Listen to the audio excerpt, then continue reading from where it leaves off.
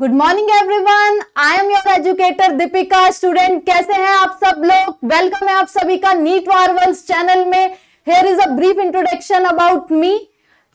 Basically मैंने अपना graduation Hindu college Delhi university से करा एंड पोस्ट ग्रेजुएशन बीएचयू से। ऑल्सो कुछ एग्जाम्स भी क्लियर करे हैं मैम ने, PhD entrance examination and GATE also qualify किया है मैंने। चलो ये बात तो रही इंट्रोडक्शन की, आते हैं अपने टॉपिक पे कि हमें पढ़ना क्या है। राइट तो आज हम पढ़ने वाले हैं student transport of CO2। Transport of CO2 हम पढ़ेंगे। तो ट्रांसपोर्ट ऑफ CO2 पढ़ने से पहले हम एक बात करते हैं, यही कि जब हम ट्रांसपोर्ट कर रहे होते हैं तो हमें लोडिंग करनी होती है। अब आप सोचेंगे लोडिंग का क्या मतलब है? आप अनअकैडमी आते हैं पढ़ने के लिए तो आप कुछ तो लोड करके लाते होंगे ना। आप अपने बैग में आइदर मोबाइल लेके आ रहे हैं या फिर आप बुक्स लेके आ रहे हैं। तो ऐसे ही ह्यूमन बॉडी में हम लोडिंग देखें। लोडिंग कहाँ पे हो रही है? टिश्यू की लोडिंग। CO2 की कहाँ पे हो रही है? CO2 की लोडिंग हो रही है टिश्यूज में, और ये टिश्यूज में लोडिंग हो रही है तो हमें इसे ट्रांसपोर्ट कहाँ कहाँ करना है हम आज की क्लास में ये देखेंगे। तो जो CO2 की लोडिंग हो रही है टिश्यू में हो रही है मैंने आपको बताया, और उसको ट्रांसपोर्ट हम कहाँ कहाँ देखेंगे? RBC में देखेंगे और प्लाज्मा में देखेंगे। हम ये शुरू कर रहे हैं कॉन्सेप्ट कैप्सूल्स। इसमें हम 15 मिनट्स में एक पर्टिकुलर टॉपिक कवर करेंगे, तो जल्दी से ट्यून्ड हो जाइए। और जब भी आप ये रिकॉर्डेड वीडियो देखेंगे कमेंट में बताएंगे आपको क्या क्या समझ में आया, कमेंट करेंगे। राइट चलिए स्टार्ट करते हैं। तो जैसा कि हम देखेंगे कि जो CO2 का जो ट्रांसपोर्ट हो रहा है वो 3 तरीके से होता है बॉडी में। 2 RBC में होता है, प्लाज्मा में होता है। परसेंटेज वाइज वो 3 तरह से होता है। 23% हमारा ट्रांसपोर्ट होता है थ्रू RBC, 70% होता है प्लाज्मा के थ्रू, और 7% होता है डिसॉल्व फॉर्म में, वो भी प्लाज्मा के थ्रू ही होता है। मैंने क्या बताया आपको? मैंने बताया कि 23% हमारा होता है वो RBC के through. Give me a minute. मैंने आपको बताया कि 23% होता है RBC के थ्रू एंड 70% होता है प्लाज्मा के थ्रू, और 7% ऑल्सो होता है थ्रू प्लाज्मा इन डिसॉल्व फॉर्म। तो स्टूडेंट RBC में कैसे ट्रांसपोर्ट होता है? वो होता है एज अ कार्बा अमीनो हीमोग्लोबिन। देखो यहाँ पे मैंने लिखा भी हुआ है कि 23% हमारा ट्रांसपोर्ट होता है CO2 as carbamino haemoglobin, और 70% हमारा CO2 ट्रांसपोर्ट होता है एज अ बाइकार्बोनेट ट्रांसपोर्ट होता है। 7% होता है हमारा डिसॉल्व फॉर्म में, वो भी प्लाज्मा के थ्रू ही होता है। तो आपसे अगर कोई एक क्वेश्चन पूछने लग जाए, MCQ में ये क्वेश्चन बहुत पूछा जाता है कि RBC से कितना ट्रांसपोर्ट हो रहा है, प्लाज्मा से कितना ट्रांसपोर्ट हो रहा है CO2, तो स्टूडेंट कमेंट में बताएंगे मैम ने क्या बताया, क्या आपको बताया अभी अभी कि कितना परसेंटेज RBC और प्लाज्मा के थ्रू ट्रांसपोर्ट हो रहा है। तो कुछ मेरे स्टूडेंट जो बिल्कुल ध्यान से सुन रहे हैं वो एकदम करेक्ट आंसर करेंगे। वो करेंगे कि 23% हमारा ट्रांसपोर्ट हो रहा है through RBC as carbamino haemoglobin, और कुछ बच्चे एकदम करेक्ट आंसर जल्दी से मेरे को कमेंट में करेंगे जब वो ये रिकॉर्डेड सेशन देख रहे होंगे कि प्लाज्मा के थ्रू कितना कैसे कितना परसेंटेज में ट्रांसपोर्ट हो रहा है। तो कुछ बच्चे देंगे 70%, जो सुन नहीं रहे होंगे मैम की बात कि प्लाज्मा से 70% ट्रांसपोर्ट हो रहा है CO2। बट जो बच्चे ये लेक्चर ध्यान से सुन रहे होंगे ना वो इसका आंसर देंगे 77%। इसको स्टार मार्क कर लीजिएगा। मैंने आपको क्या बताया कि 70% भी ये प्लाज्मा से ट्रांसपोर्ट हो रहा है एज अ बाइकार्बोनेट, और 7% भी ट्रांसपोर्ट हो रहा है CO2 इन डिसॉल्व फॉर्म। तो हमारा टोटल कितना होता है? 77% फ्रॉम प्लाज्मा CO2 ट्रांसपोर्ट हो रहा है। ये एक बहुत इंपॉर्टेंट क्वेश्चन है MCQ पर्सपेक्टिव से, तो आप याद रखेंगे जो हमारा CO2 ट्रांसपोर्ट हो रहा है through plasma, it is a 77% not 70%। Right तो यहाँ पे स्टार मार्क कर लेंगे, स्टार मार्क कर लेंगे। ये MCQ में, ये नीट में पूछा जाता है क्वेश्चन MCQ में, तो ये आप नीट 2025 के लिए भी स्टार मार्क कर सकते हैं। मैम आपको ऐसे धीरे धीरे ऐसे स्टार मार्क करवाती रहेंगी ताकि आपके क्वेश्चन भी सॉल्व होते रहें। राइट तो ये आ गया अब हमारा डायग्राम, बट मैम आपको इसे अब खुद डायग्राम के अकॉर्डिंग बना के दिखाएंगी पूरा, ताकि आपको अच्छे से समझ में आ सके। देखो मैं यहाँ पे जो भी नोट लिख रही हूं आप नोट डाउन करते रहेंगे। मैंने आपको क्या बताया स्टूडेंट कि हमें हमारी लोडिंग कहाँ पे हो रही है, हमारी लोडिंग हो रही है टिश्यू में, तो हम टिश्यू बनाएंगे, आरबीसी बनाएंगे, ये हमारा टिश्यू है। मैंने आपको बताया था कि यहाँ पे लोडिंग होती है CO2 की और ये आरबीसी है। अरे भाई जहाँ पे ट्रांसपोर्ट करोगे वहां वो इन्वायरमेंट तो दिखाओगे ही ना तुम लोग, आरबीसी भी दिखाओगे, प्लाज्मा भी दिखाओगे, लोडिंग जहाँ पे हो रही है वो भी दिखाओगे। तो वही मैं बना रही हूँ यहाँ पे आपके लिए। आरबीसी हो गई, ये हमारा प्लाज्मा हो गया, प्लाज्मा हो गया। अब मैं यहाँ पे रिएक्शन लिख गिव मी अ मिनट, ये हमारा प्लाज्मा हो गया, टिश्यू। तो मैं यहाँ पे ना कुछ रिएक्शंस लिख रही हूँ, वो फर्दर इस डायग्राम को समझने में क्या मैकेनिज्म है CO2 ट्रांसपोर्ट का आपको हेल्प करेगा। आप नोट डाउन करते रहेंगे और उसको समझाना मेरा काम है। आप ये नहीं सोचेंगे कि ये इतनी डिफिकल्ट क्यों है, ये रिएक्शन समझ नहीं आ रही है हमें। आप रिएक्शन नोट डाउन करते रहिए, मैं उसको पूरा अच्छे से समझाऊंगी। चलो साथ साथ नोट करते रहेंगे। मैंने क्या बताया था कि टिश्यू में लोडिंग हो रही है CO2 की, तो यहाँ पे ग्लूकोज का ब्रेकडाउन होगा तो CO2 का कंसेंट्रेशन यहाँ पे बढ़ जाएगा, O2 का कम होगा यहाँ पे। और इधर मैं रिएक्शंस लिख रही हूं, आप साथ साथ नोट डाउन करते रहेंगे, राइट। HbCO2, आरबीसी में CO2 एंड वाटर होता है, उससे मिलके बनाता है ये H2CO3। आपको बस अभी नोट डाउन करना है, हम अभी ये सारी रिएक्शन समझेंगे। H plus then HCO3 negative, HbO2 then इधर HHB बनेगा हमारा, then H, give me a minute,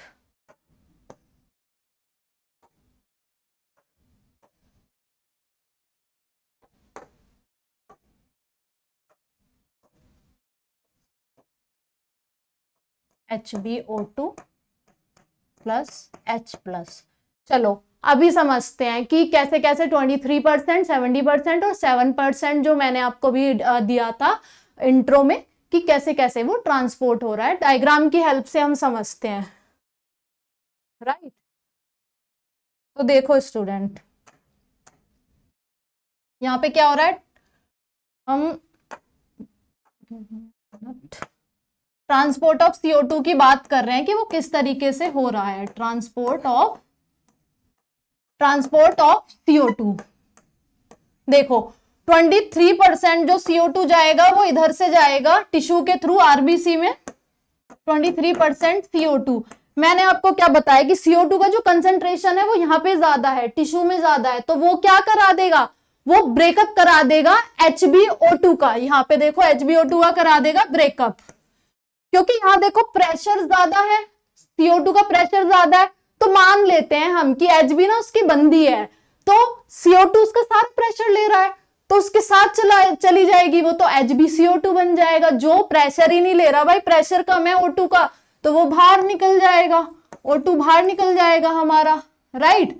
आपको ब्रेकअप वाली चीजें वैसे ही बहुत अच्छे से समझ में आती हैं, जस्ट फॉर फन ये आप इसे ऐसे ही समझेंगे, याद रखेंगे कि CO2 का प्रेशर यहाँ पे ज्यादा है, वो इधर 23% आएगा, देन वो ब्रेकअप करा देगा किसका, HbO2 का ब्रेकअप करा देगा और ये हमारा HbCO2 बन जाएगा, राइट। ये समझ में आया आपको कि 23% कैसे ट्रांसपोर्ट हो रहा है। अब देखो 70% पे आते हैं। मैंने 23% तो आपको बता दिया कि आरबीसी के थ्रू ट्रांसपोर्ट हो रहा है इधर से। अब 70% CO2 की बात करते हैं। 70% CO2 कैसे ट्रांसपोर्ट हो रहा है, अब आप वो देखिए। जैसे कि CO2 और H2O ये आरबीसी में होता है, ये H2CO3 बनाएगा, देन H2CO3 स्प्लिट होगा H plus and HCO3 negative में स्प्लिट होएगा ये। और यहाँ पे ना परमिएबिलिटी होती है मेम्ब्रेन में आरबीसी की, तो ये यहाँ पे देखो कंसंट्रेट, जब यहाँ पे HCO3 आ रहा है, बार बार H2CO3 का ब्रेकडाउन हो रहा है, तो इधर पे कंसंट्रेशन बढ़ रहा है HCO3 नेगेटिव का, तो और परमिएबिलिटी होती है आरबीसी की मेम्ब्रेन में HCO3 के लिए, वो यहाँ से निकल जाएगा, तो यहाँ पे वो Na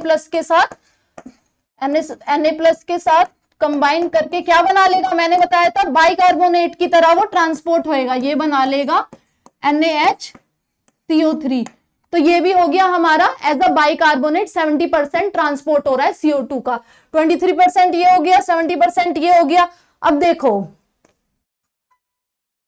यहां पे क्या हो रहा है कि जब ये HCO3 स्प्लिट हो रहा है H+ में और HCO3 नेगेटिव में, तो आरबीसी का एसिडिक मीडियम हो रहा है, तो नहीं चाहेगी ना आरबीसी कि उसका घर डिस्ट्रॉय होए। इसको हम किस एग्जाम्पल से याद रखेंगे? आपको याद होगा कि घर में जब आप नीट की तैयारी कर रहे होते हैं, रिश्तेदार कलेश मचा के रखते हैं, तो मम्मी क्या करती हैं? मम्मी आपको बोलती हैं बाहर जाओ बेटा, बाहर जाके पढ़ो, तो आपको सेक्रीफाइस करती हैं। ऐसा ही सेक्रीफाइस यहाँ पे कौन कर रहा है? यहाँ पे कर रहा है हीमोग्लोबिन। किसका सेक्रीफाइस करेगा? वो करेगा O2 का। देखते हैं हम क्या क्या करेगा। देखो HbO2 है हमारा, यहाँ पे HbO2 + H+, तो यहाँ पे वो क्या करेगा? सेक्रीफाइस कर देगा O2 का, ताकि मीडियम हमारा बना रहे, एसिडिक ना बना रहे और हमारी आरबीसी बची रहे। तो ये सेक्रीफाइस कर देगा O2 का। और यहाँ पे मैंने आपको बताया था कि HCO3 बाहर गया, लेकिन मेम्ब्रेन की परमिएबिलिटी को मेंटेन करने के लिए, न्यूट्रियलिटी को मेंटेन करने के लिए क्लोराइड अंदर आएगा। यही क्या कहलाता है? Chloride shift, Hamburger's effect. ये क्वेश्चन पूछा जाता है स्टूडेंट आपके एमसीक्यू में कि क्लोराइड शिफ्ट, आइदर वो दे देगा क्लोराइड शिफ्ट और हैम्बर्गर इफेक्ट दे देगा, आपको स्लैश करके दे देगा क्लोराइड शिफ्ट और हैम्बर्गर इफेक्ट। आपसे क्वेश्चन पूछ लिया जाएगा कि कहां पे क्लोराइड की कंसेंट्रेशन ज्यादा होती है, either in RBC, either in plasma. तो आप कहां टिक करके आएंगे? आप टिक करके आएंगे आरबीसी में होता है। यहाँ पे आप देख लीजिए, जैसे क्लोराइड इधर आ रहा है न्यूट्रियलिटी मेंटेन करने के लिए, तो यही क्या कहलाता है? Chloride shift. इसको भी स्टार मार्क कर लेंगे क्योंकि ये भी क्वेश्चन में पूछा जाता है। क्लोराइड शिफ्ट, इसको बोलते हैं हम क्लोराइड शिफ्ट। सेकंड नाम क्या बताया मैम ने? हैम्बर्गर्स इफेक्ट। हैम्बर्गर्स इफेक्ट, हैम्बर्गर्स इफेक्ट, ठीक है। और मैंने आपको क्वेश्चन के लिए यहाँ पे स्टार मार्क कर लेंगे कि अगर आपसे क्वेश्चन पूछ लिया जाएगा कि क्लोराइड की कंसंट्रेशन किधर ज्यादा होती है, क्लोराइड शिफ्ट में, और ऐसे पूछ लेगा ट्रांसपोर्ट ऑफ CO2 में, और ऐसे पूछ लेगा कि हैम्बर्गर इफेक्ट में, तो आप कहाँ टिक करके आएंगे कि आरबीसी में क्लोराइड की कंसंट्रेशन ज्यादा होती है। तो आपको होप ये सारी चीजें समझ में आई होंगी कि किस तरीके से हमने समझा ट्रांसपोर्ट ऑफ CO2, और हमने देखा कि ट्रांसपोर्ट ऑफ CO2 में क्या क्या रोल प्ले कर रहे थे। यहाँ पे जो HbO2 है ना, आपको एज अ बफर काम करेगा। ये भी एक और क्वेश्चन है, मैम ने आपको 3 क्वेश्चन बता दिए, ये भी एक क्वेश्चन है एमसीक्यू में। ये क्वेश्चन भी पूछ लिया जाता है कि HbO2 क्या एक्ट कर रहा है? वो भी यहाँ पे बफर की तरह एक्ट कर रहा है। क्यों कर रहा है? क्योंकि यहाँ पे एसिडिक मीडियम हो रहा था हमारा, और एसिडिक मीडियम को HbO2 क्या कर रहा था? सेक्रीफाइस कर रहा था ऑक्सीजन का। जैसे कि मैंने आपको एग्जाम्पल से समझाया था कि जब आप नीट की प्रिपरेशन कर रहे हैं, रिश्तेदार कलेश मचा रहे हैं, मम्मी क्या करती हैं? आपका सेक्रीफाइस कर देती हैं और बोलती हैं जाओ, आप उनके लिए घर हो, तो आपका सेक्रीफाइस करती हैं कि बाहर जाके पढ़ो। ऐसी क्या करता है? HB के लिए ऑक्सीजन एक घर की तरह है, वो सेक्रीफाइस कर रहा है ताकि एसिडिक मीडियम ना बने और हमारी आरबीसी बची रहे। तो वो यहाँ पे सेक्रीफाइस कर देगी O2 का, तो वही एसिडिक मीडियम नहीं बनेगा, वो एक्ट करेगी एज अ बफर।